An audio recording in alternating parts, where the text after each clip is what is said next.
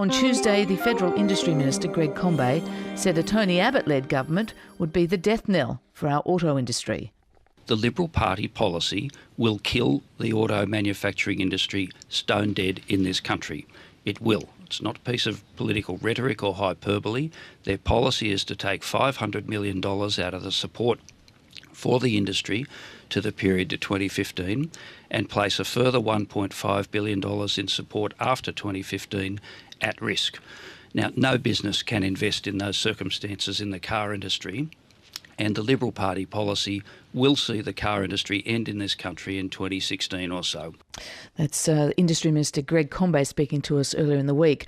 Well, Sophie Mirabella is the Shadow Minister for Innovation, Industry and Science. She's in our Parliament House studios. Sophie Mirabella, good morning. Morning, Fran. So you heard Greg Combet there saying that removing $500 million in subsidies, which is the Coalition's policy, will kill Australia's car industry in 3 years' time. What's your response to that?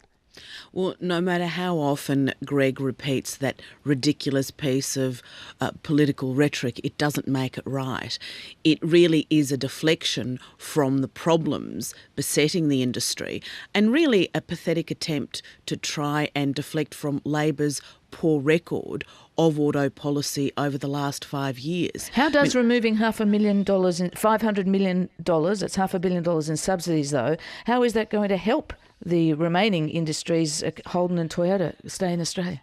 Well, Fran, it still leaves $1 billion to 2015 and no changed amount after that for the industry. We know because the industry has said so. We know because the industry hasn't been able to satisfy current funding rules in order to reach some of that money. So the problem is the current range of policies aren't working. We know that. We've seen Ford collapse. We know the other companies are going cap in hand to the government asking for special deals behind closed doors because they're not qualifying for current funding. And the amount that we've reduced the ATS to is closer to the amount of funding that even the government's own review recommended. It's not about just how much money you give. It's the rules and the guidelines and the parameters that car companies have to reach in order to be granted the privilege of taxpayers' dollars. So just to be clear here, that you're saying the car companies, I'm just trying to understand this, can't actually satisfy the rules and access that money. So you're saying you're not actually going to, in the event of not allowing this $500 million to be there, you're not going to wind back the funding to the car companies, or you're going to be more open to them coming cap in hand for special deals behind closed doors? No, Fran, our policy has been quite clear over the last 2 years. We're saying there is a better way. There needs to be a new funding program with new benchmarks, new guidelines, new ways to tie that funding because, as you know, giving over taxpayers' dollars without adequate benchmarks, without the transparency of funding, doesn't tell taxpayers what they're getting for money and doesn't actually maximise the impact of that money. So we think that we should go ahead with the long overdue 2008 promised Productivity Commission review to really look at the state of the industry and find that better way forward with those new benchmarks and new guidelines for funding. Yes, we have reduced the fund by $500 million. It still leaves $1 billion to 2015 and the same amount that the Labor Party has promised post that time.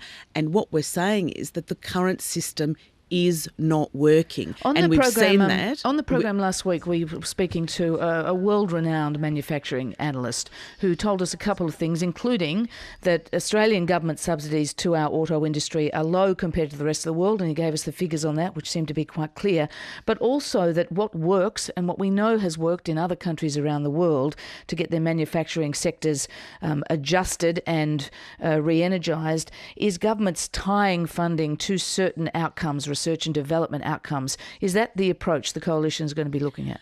Well, that's exactly the approach that we're going to ask the Productivity Commission to look at, as well as assessing the industry to look at the sort of benchmarks that need to be reached in order to aim for long-term viability of the industry. What do you mean when you say benchmarks?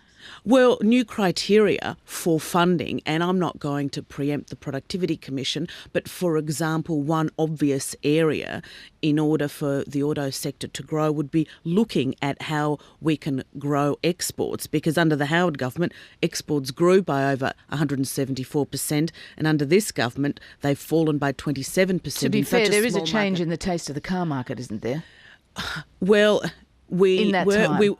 this is over nearly 12 years of government. You can't wish away bad figures, and unlike the government, you can't just use the excuse of a high dollar to justify every poor economic figure, because this government has created uncertainty in the industry, and we heard Holden 2 years ago talk about the sovereign risk of investing in Australia, because they promised the industry the earth, the moon and the stars, then turned their back and broke $1.4 billion worth of promises. And that's no way to run certainty for long-term investment. Again, this was after they claimed, after the previous election, that if the Liberals won, they'd destroy the car industry. It's a ridiculous claim, and they are running a million miles away from the bad policy decisions that have created uncertainty in this industry. Sophie Mirabella, we've only got a minute to the news. I would like to ask you a question about the food processing industry. AusVeg is calling today for greater government support. This is in the wake of a suggestion that 2 food processing plants may close. It's pointing to the subsidies in the car industry. And again, I'm sorry for the tight time, but would the coalition consider offering food industry greater financial support?